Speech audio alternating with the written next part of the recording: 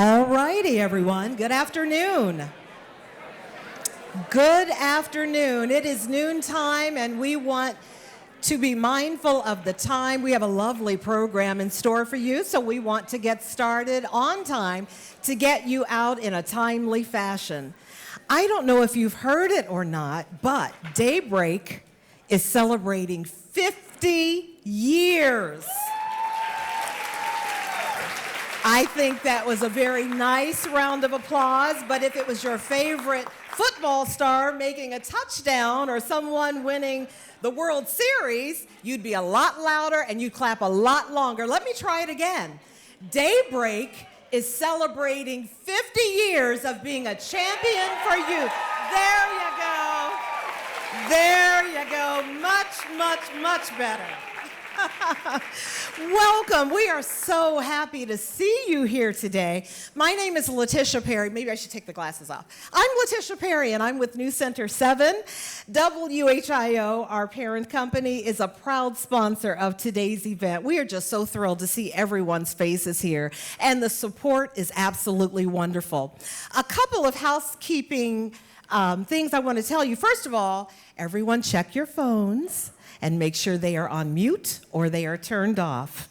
We don't want you to miss 1 minute of this lovely program that is planned for you today. Also, if you would look up at some of the screens above your head, we wanted to make mention that these are historic photos taken over the past 50 years. Isn't that wonderful? 50 years of Daybreak right over your heads. Thank you again for coming. So excited that you're here. We have a wonderful guest speaker that we'll hear from in just a few moments. Before we get started, though, we must recognize all of the wonderful sponsors and partners. They are behind me. Where's the screen? They're on the screens, and they are on your tables as well. Some of the sponsors are mentioned. Let's just give a rousing round of applause to all of the people who made today possible.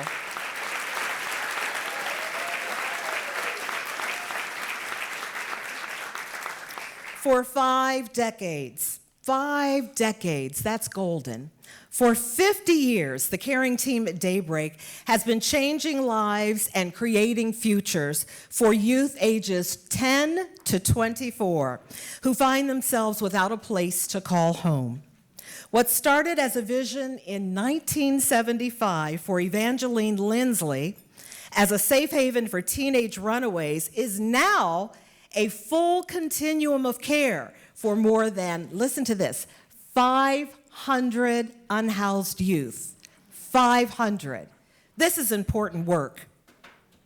Daybreak's first location, how many remember it when it was on Theobald Court? Few of you, okay. And then they moved to a larger space on Wayne Avenue. How many remember that location? I do too. And now they are on a beautiful campus on Patterson Boulevard near downtown Dayton. You've seen it, no doubt. Yes? Yes, it is worth a round of applause. Thank you. It's a beautiful campus. Daybreak is celebrating 50 years with a new leader. CEO Courtney Patel joined Daybreak just in September and is bringing a new vision for the next 50 years. Her goal is to make sure that eventually Daybreak is no longer needed because every young person will have a place to call home. What a wonderful goal and vision. Please help me welcome Courtney Patel.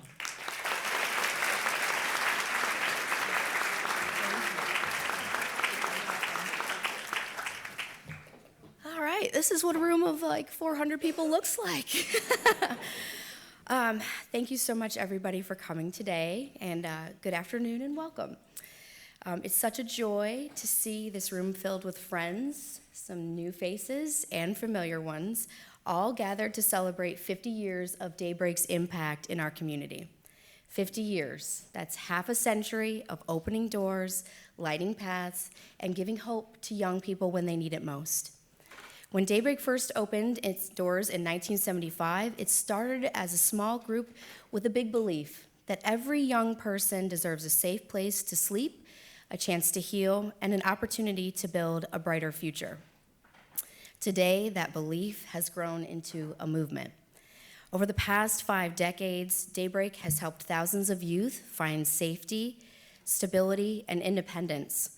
We've watched young people move from crisis to confidence and surviving to thriving, and it's all because of the commitment of people like you. Before we go any further, I'd like to recognize some very special people in this room. If you see anyone wearing a boutonniere, that's our Daybreak board members, our staff, and our community volunteers that help plan this event. And without them, this luncheon would not have been so seamless, so thank you. I'd also like to take a moment to thank LMR Catering for this delicious meal and their support. This group's dedication and hard work made today's celebration possible, so please join me in thanking them.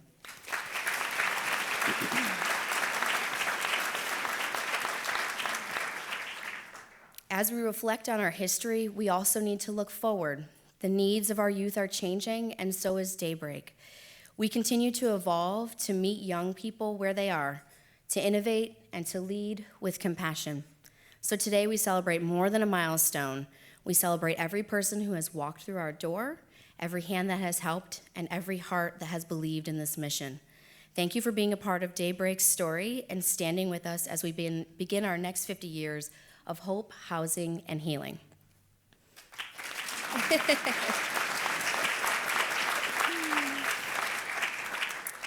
All right, as we celebrate Daybreak's 50 years of impact, it's also the perfect time for us to honor the individuals who carry that spirit forward every day. When people think about Daybreak, they often think about the teenagers and the young adults that we serve. But what many people don't realize is we also provide safety and shelter to some of the youngest members in our community, infants and toddlers. The truth is, many of the young people who come to Daybreak are parents themselves. Their children have unique needs, and caring for them requires compassion. For the past 2 years, twice a week, one very special volunteer has shown up with exactly that. Terry Fitzharris retired from a long career supporting vulnerable youth. But she knew her work was not done. With a heart for infants and toddlers, Terry wanted to make sure the littlest ones in Daybreak had what every child deserves: books to read, clothes to wear, and toys that spark joy. As a volunteer, Terry has taken the lead managing donations in our parenting program. She organizes donations of car seats, strollers, diapers, wipes, and all the essentials that help those babies feel safe and cared for.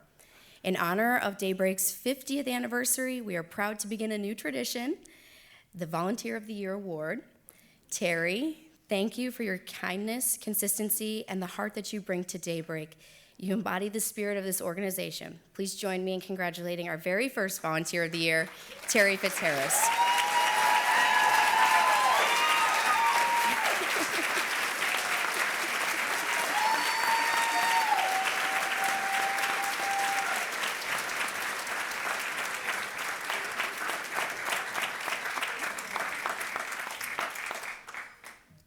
You go, Terry. All right, it's now my great honor to introduce 2 individuals whose leadership and commitment have made a lasting difference for youth and families across Ohio. Governor Mike DeWine has been a steadfast advocate for the well-being of young people in our state.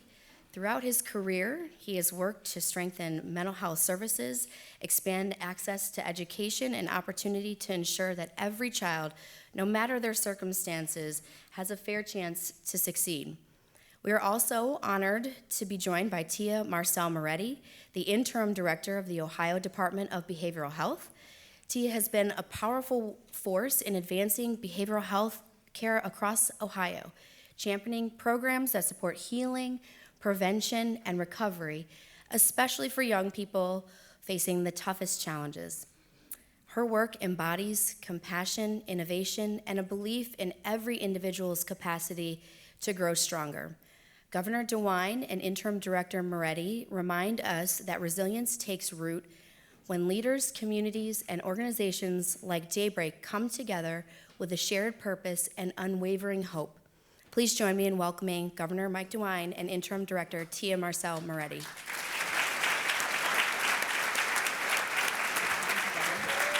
Thank you so much. Thank you. Oh.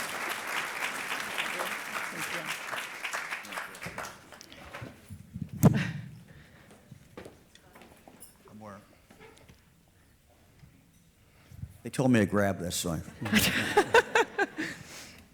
I don't know. Tia's all wired up here. So, but they gave me a mic. I think they thought I'd mess it up or something. But Courtney, thank you very, very much. First of all, Fran, I just want to thank all of you. We're delighted to have the opportunity to be here on the 50th anniversary of Daybreak. We've seen the work that Daybreak has done for many, many, many years, and we're just very, very, very proud of that work, and we know how very important that work is. I'm not the featured speaker today. Tia is, and not sure who I'm mimicking here, but I'm going to do the interview. But I actually have not interviewed Tia since I hired her 10 years ago. So I've sort of been looking forward to this opportunity. You know. Oh, no. How's it work? How's those last 10 years worked for you, huh? Yeah. Not the easiest, huh? But, actually, we hired Tia 2015 when I was the Attorney General. And we had a unit in our office that we created as we saw this opioid crisis just continue.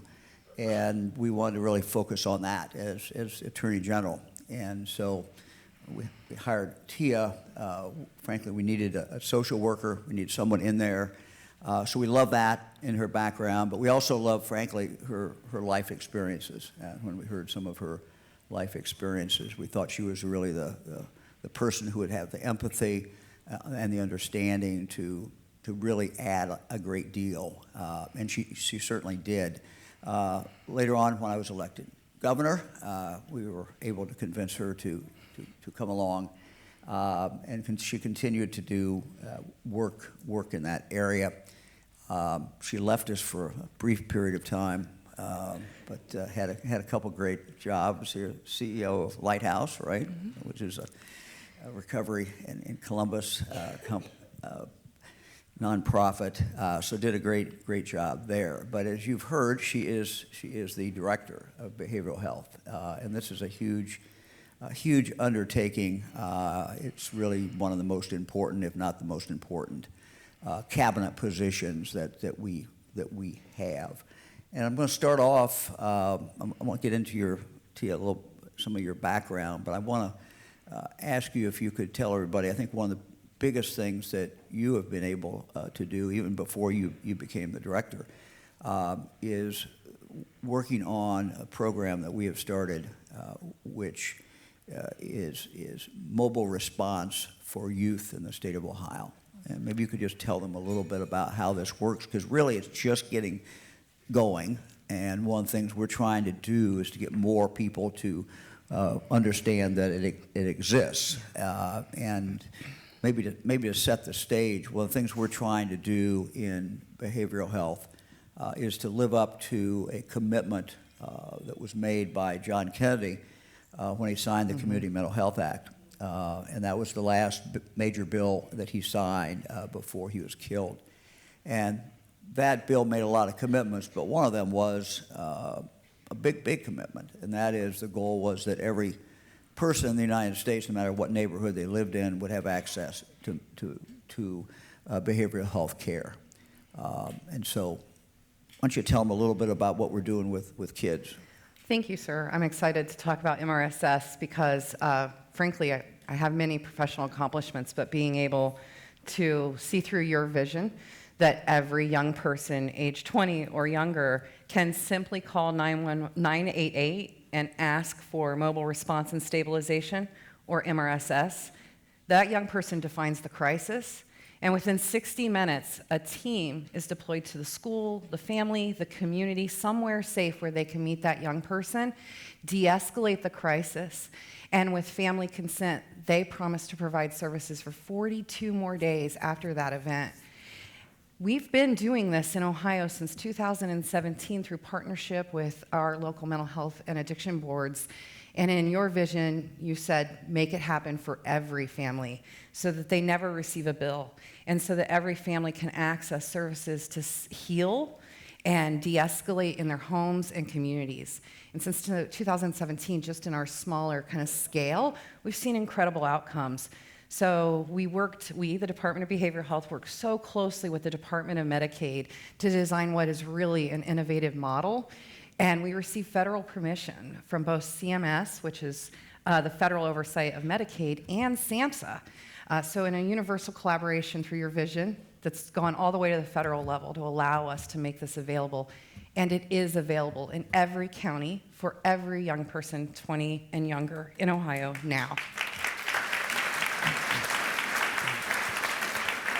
So Tia's a little modest. She's been really the driving force behind this. Again, no matter whether you live in MacArthur, Ohio, Ada, Ohio, or Cleveland, or Columbus, or Dayton, or wherever, that service is available. And we want to get that information more out. I think one of the things that I saw as a prosecutor, and I saw it later as the Attorney General, and every police officer can tell you stories about is, somebody who's having a mental health challenge, a family, and they don't know what to do. They don't know who to call. They don't know how to get response. And so by being able to call this number, and now we've set it up so that the response will come within 60 minutes actually to your house or to wherever that young person is. So it's we think it's a national model. We're very, very proud of it. It's still early on being everywhere. As Tia said, we've had it in a number of places, but now it's everywhere in the state of Ohio. Tia, tell us a little bit about, you have I would say, unique background. I think it's a great background for the work that you've taken on in your life, but share a little bit with us. Well, thank you. And guys, this is my boss, and also my first time telling this story so very publicly, so be gentle. I was born in withdrawal. My mom had used substances.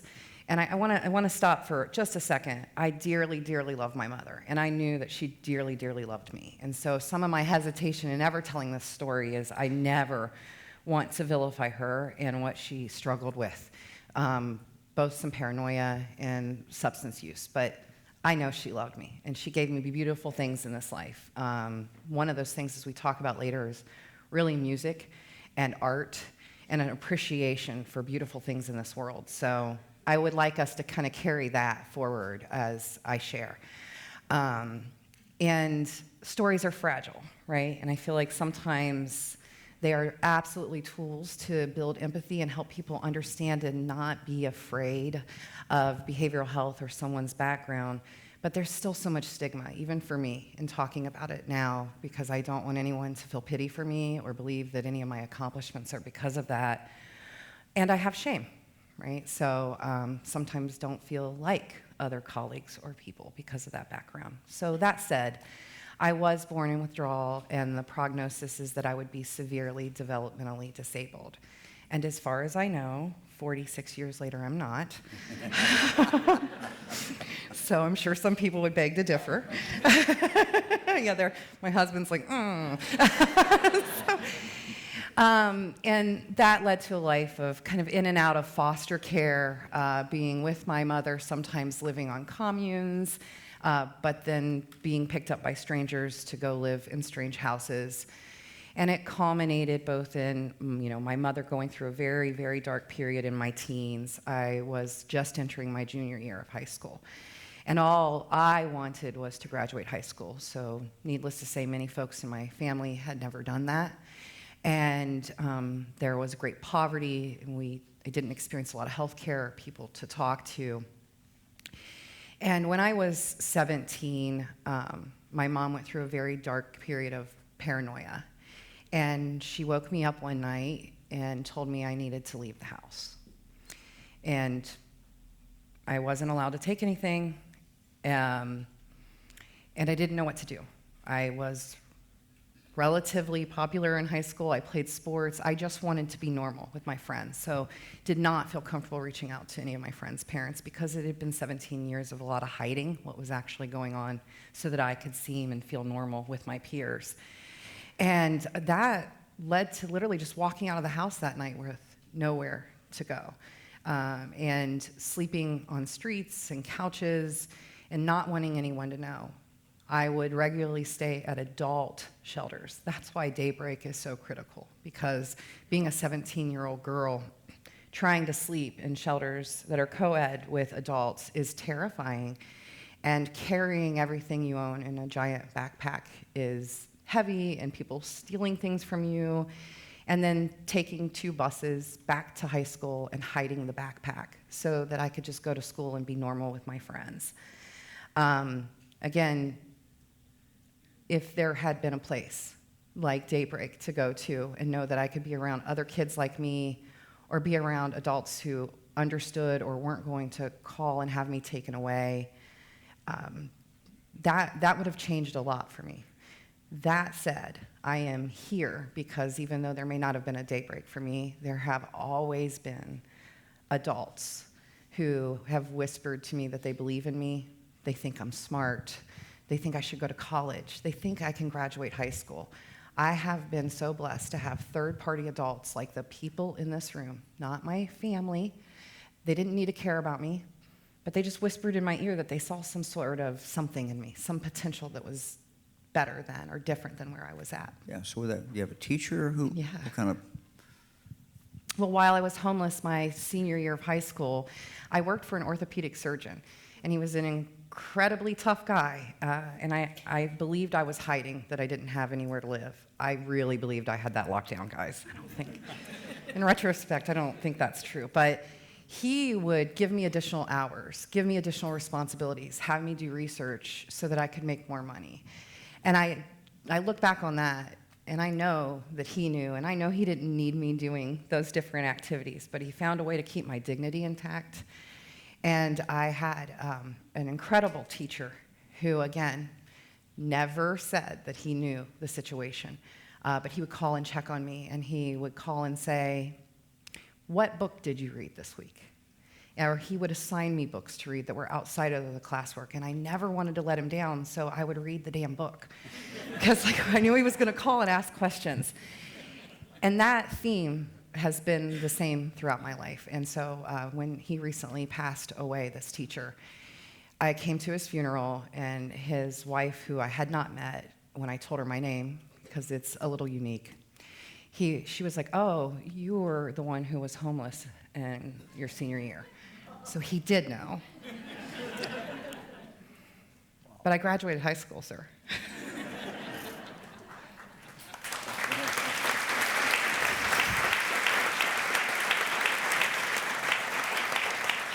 Okay, we got you through high school. There you go. I did. We're done. College next. College next. So again, the story kind of combines with when I was around 9 years old and in the 80s, my mother would regularly have to go to what's called a redetermination. We would have to go to a local office, and at the time, you needed to demonstrate to a caseworker what jobs she had applied for in a certain period of time. And this particular Jobs and Family Services office was about 2 public bus rides away to get there, so a total round trip of 2 hours. My mom's depression and struggles usually manifested in a lot of time in bed, and so I would kind of be alone to figure things out. But this day we take these buses, and I will never forget that there was a hole in my shoe and the snow. It was a very snowy day. It kept seeping in, and how cold my toes were. And this becomes important, right? I want you to think about my cold toes for a second. And we take this bus trip, and I know that my mom is not doing well. And at the time, and thank goodness, we have so much more dignity in systems now, but at the time, you literally walked into like a bank lobby environment, and you stood in line, and each person would have an opportunity to then walk up to the worker, and that worker would ask a series of questions about whether my mother had found a job. And on this day, and in the first time ever, and she never did it again that I'm aware of, she told this person that she was struggling with voices and paranoia and her depression.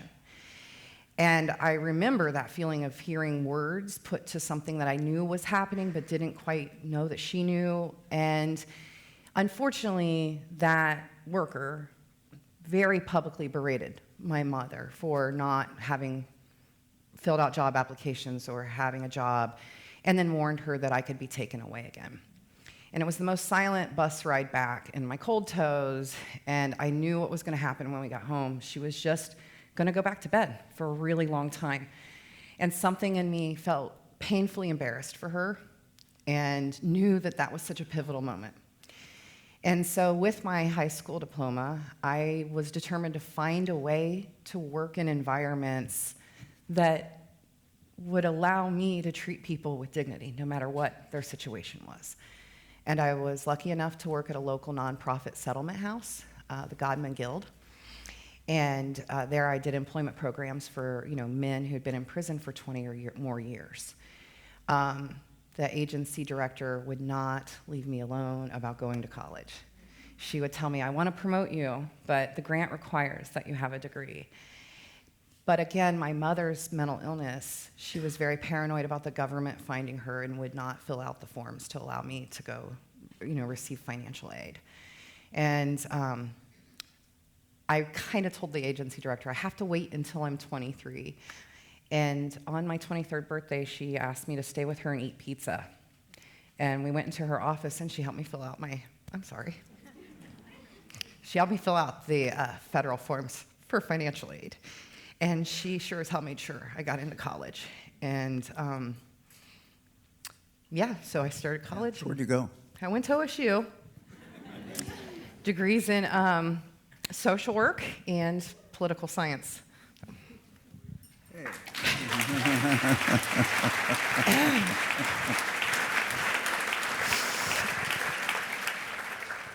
So your professional life, how's that start? How do you go from there? You're out of college. Yeah, well, I was, the oldest person in all of my college classes, so that's fun.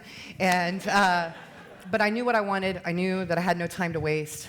Degree in social work, became a licensed social worker, and immediately returned to the community as a clinician. Really wanted to figure out how I could work with young people like me. So I went on to get a certification in prevention and really focused on working with teens who were at risk or who people had cast aside, kind of assumed they weren't going to be much or do much. And I loved that work. And every time we would get so far with a young person or their family, there would be barriers that were policy related or program design related. And so I worked with a mentor within local government and made it my focus to begin doing policy work. And then that's how we met. I started working in communities, building coalitions around responding with prevention and resiliency to the opioid epidemic. Yeah, your two degrees kind of came together then, huh? They did. Yeah, little public policy. But you saw things that I assume you thought were just kind of crazy in the system. It was just wonky and didn't make making sense. Yeah, I believe that good intentions, but lack of lived experience about how to walk through those systems. Yeah. You talked about mentors in your life. I know you've mentored other people. How do you do that? Well, back to Dr. Song and the teacher that I had, both of those folks, recognizing that they were mentoring me. They weren't just handing something out. There was an expectation of me. And recognizing that the success I've had along my entire career, and even until today, really, when someone tells me I can, I then believe I can. And that's so powerful. And I began meeting with young social workers almost as soon as I had my social work degree, because one of the things in that course of education that is missing is policy and political science and how these things braid together and be so that you can be an effective leader. Many clinicians get a little tired of being clinicians, right? And how do you help them see what they can do next? So I've always made it a commitment to have a more formal mentoring environment with people in the field so that they can see themselves as leaders and empowered to drive bigger systems changes. And so how I do it is I'm often asked now if I would be willing to mentor, but I just started doing groups with some of my peers.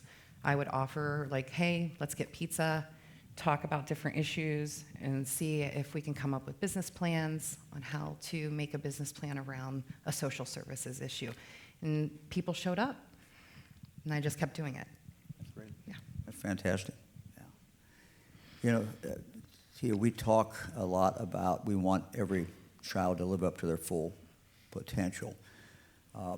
You know, if you were talking to a high school senior or someone who had just started college, what would you tell them about the kind of work you've been involved in? And maybe that might be something they might be interested in, and what they could do with that. Yeah. Wow, I feel boundless in my career. I have been able to work in, you know, care source and manage care. I have been able to work in other forms of healthcare. I've been able to work with you. I'm sitting here with you. No one tells a young student that those are possibilities. And I think that's just it. Just like people did with me and fostered me throughout my life, is saying, this is possible for you. Graduating high school is possible for you. Going to college is, what a big deal. This is possible for you. Having safety, security, and being able to sit next to people to make decisions is possible for you. That's what I tell young people. You're never restricted by the bounds of the coursework in college. You're never restricted by the hint of burnout or even the low pay in our field, because there's always some place you can stretch and grow and become a leader to inform bigger things and policies, and then bring up new leaders with you. That's great. That's great.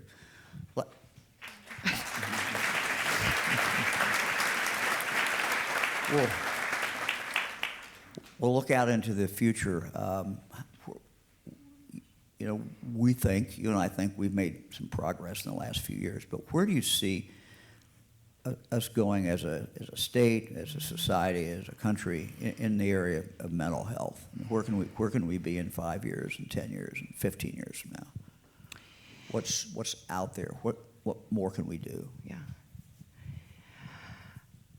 I'm gonna kick myself for saying this, but it's still a great amount of work that we need to do around stigma, and I think even here, I'm 46.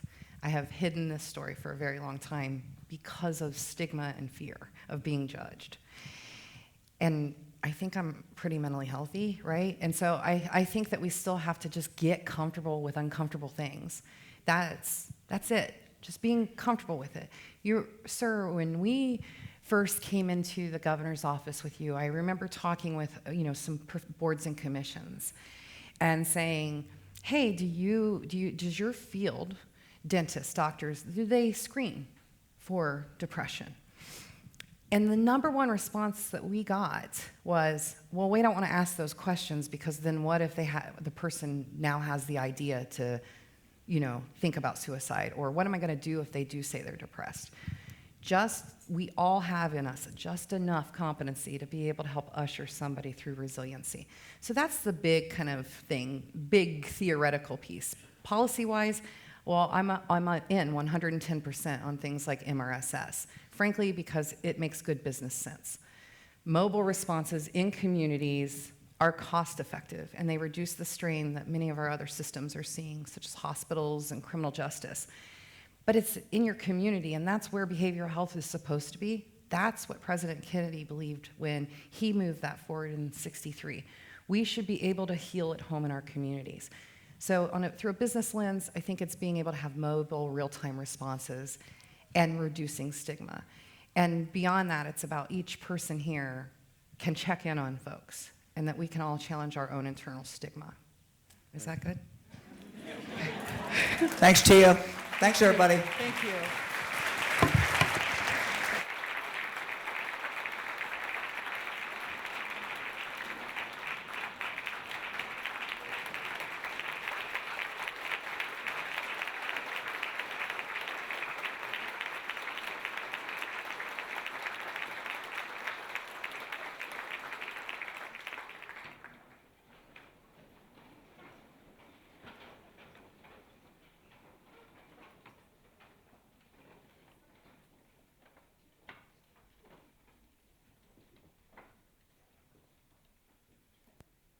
My name is Seren. I'm 25.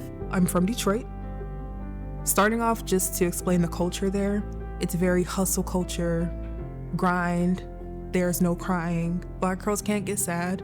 If you have your basic necessities met, your emotional needs don't really matter. I definitely grew up as a people pleaser.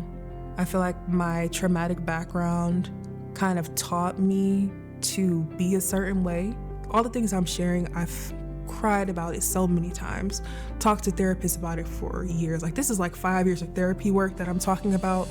Like, before, when I first started, I would not be able to talk about this without just breaking down in tears. My dad was abusive to my mom. He was a cheater. And when I was 5 years old, my mom had enough and she broke up with him. When I was 13, I experienced some sexual trauma from one of her boyfriends. And that is one of the main reasons why I don't talk to my mom now.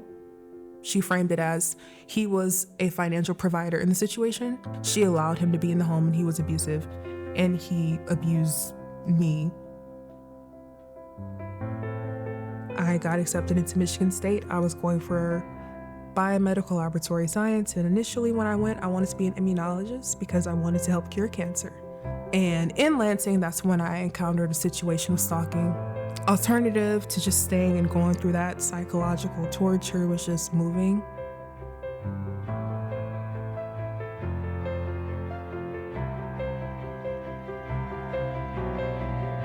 My plan was just to find a shelter in Dayton, get a job or two, and just stack some money, get back in housing. Ended up happening a lot faster through Daybreak, but that was my original plan.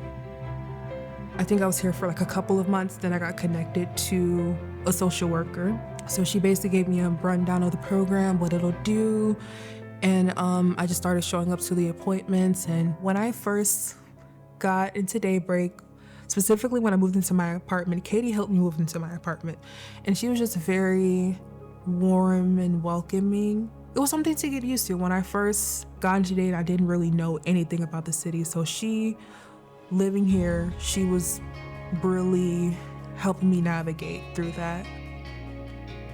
Seren and I met. I was assisting her provider, another staff member, and she actually was hoping to get a job and looking at apartments. And I think, as she said, I know a lot about Dayton, and so we kind of drove around and looked at different places, and I was able to show her some places she could possibly work. We got to know each other that way, and it's just been growing from there.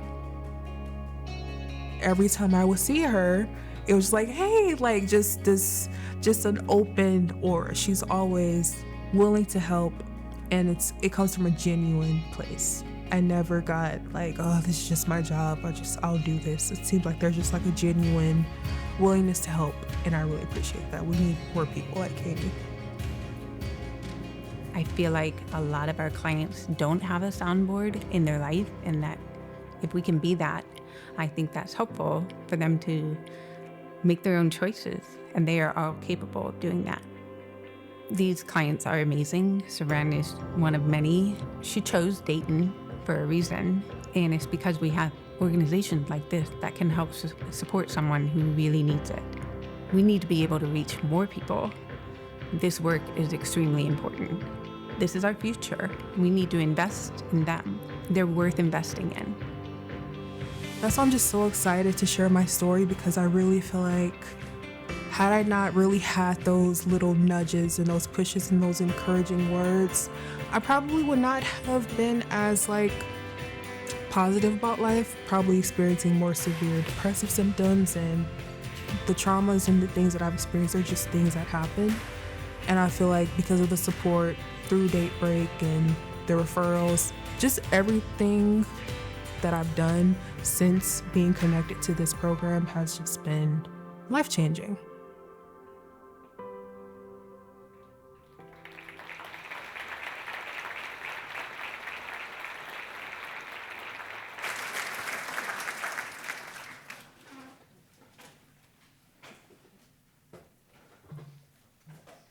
So good afternoon. My name is Alicia Eilers, and I am so grateful to be here as the president of the board for Daybreak. And I'm grateful to serve alongside of the other board members that make up our team. And one of the most important reasons why I'm so grateful is because I'm a former resident. And like Seren and like Tia, I've had similar paths. And I think about the history of Daybreak over the last 50 years. And I wish I could be as composed as Tia and Seren in their video. But I think about the last 50 years, and I think back 40 years ago when I walked through the doors. And I was 15 years old, and it was on Wayne Avenue. And I remember sitting on the steps after I had come in and processed in and got settled, sitting on the steps outside on the front porch and looking up at the stars and feeling helpless. And at that point in my life, I had moved once or twice a year, every year of my life. And I had the same instabilities and the same kind of stories that many of our youth share with generational issues, things that, our parents couldn't help in some regards, and in some regards they could have made better choices. And so in 50 years, we've seen hundreds of kids get stability and look up at those stars and feel helpless and transition their thoughts into becoming more hopeful. And so it's a great privilege to get to serve this organization that's been around for 50 years and I got to benefit from 40 years ago, and to watch more youth get services and watch our services change. If you think about, how many of you have kids out here? How many of you have kids? We have babies, right? We have our kids, we have our people, and to think about when they miss a day of school, what that affects and what that impacts and how that can affect their years and their future. And then that rolls into 2 days, and that rolls into a week, that rolls into more. And Daybreak makes sure that our kids have that stability and they have stories where they can look up at the stars and they can feel hopeful. And we have a great success story in the video you just shared, and I'd like to invite Seren up to share a little bit more.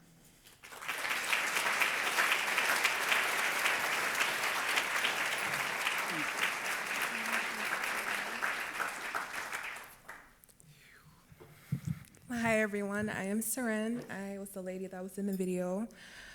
I would just like to start with, I am just so grateful to be here.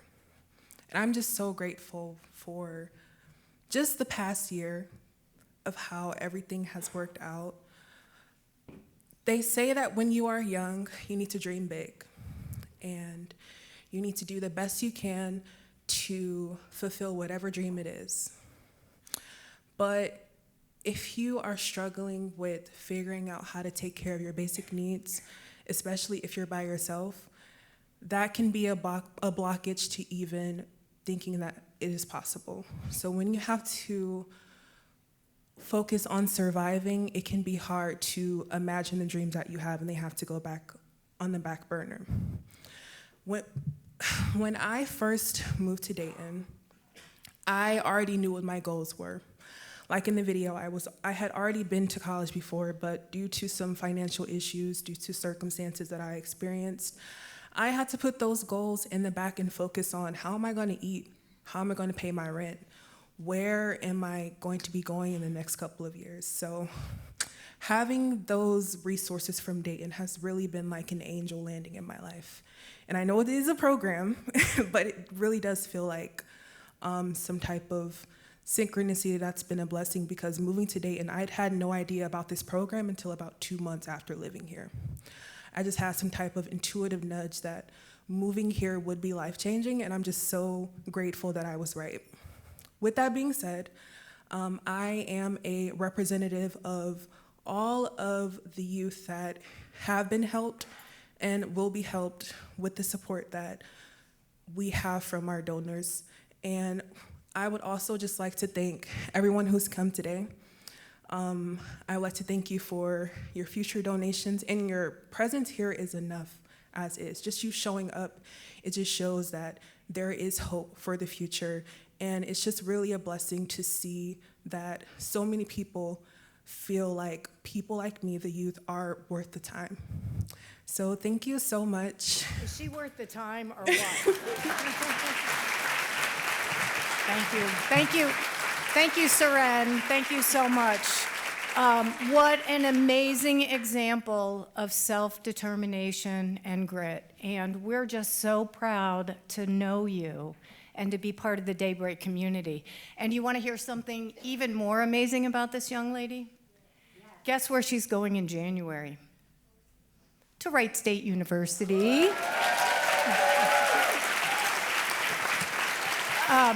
We're just so thrilled. She's going to be studying psychology at Wright State starting in January. So congratulations. For those of you who don't know me, my name is Barbara Mills, and you know when Barbara comes to the stage what's going to happen next. So you can lock the doors now, please. I am a former Daybreak board member, but I came to Greene County in 1997 courtesy of Mike and Fran DeWine. The governor was a U.S. senator at the time, and he said, go find programs that are helping families and kids. And that's how I met the Daybreak community, and I'm so honored to have been a part of it. My family and I have been supporting Daybreak for a long time, and we're really honored to be here again today. Seren is one of just more than 100 kids currently being cared for by the Daybreak community. And if you take a look at the pictures on your tables, those are the residents of Daybreak. And a lot of them are here in the room, and I hope you've had a chance to get to know them. She is also one of many, many thousands of young people who have been cared for in the Daybreak crowd over the last 50 years. Can you imagine such an amazing thing? Time and again, these young people have been met with failure and broken promises by their family, their friends, their government, and their systems. But they found their way to this very unique place only in Dayton, Ohio, that we call Daybreak. The cycle of disappointment stops now, and it stops today, and it stops right here because of all of you in this room. This is the most loving and generous community I have ever lived in. And I know that we are going to show Seren and everyone else at Daybreak that same love and care here today. We want to see 100% financial participation from the people in this room. There are table captains, and they are going to pass around envelopes, and I want to tell you something. Every donor matters. Small donors matter, big donors matter, one-time donors matter, recurring donors matter. It all makes a difference, and it all helps support people like this beautiful young lady. I want to thank especially today the CareSource Foundation, who is our title sponsor, for once again stepping up in this community, and to all of our generous sponsors. But I also want to give a special shout out to the governor, the first lady, to Tia, and all the other really super important people who are in this room. This sends a big signal when the governor and the first lady and a department director make time to come and say, you matter, it matters. Let's give them a round of applause.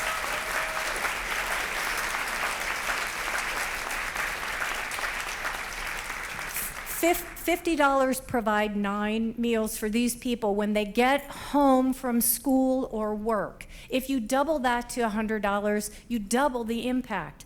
$200 covers the cost of one day in the shelter. $400 will pay for 1 week of community housing. There's a list on the table of other ways that you can support. There's QR codes. We take checks. We take cash. We love credit cards. Listen, November is the month of Thanksgiving, and let all of us share our endless bounty with people like this who are trying to make bounty of their own. With our most sincere gratitude, on behalf of everyone in the Daybreak community, thank you for being here. We ask you for your financial support. We need your love, and we covet your prayers. Be safe, be well, think big, love generously. Thank you so much.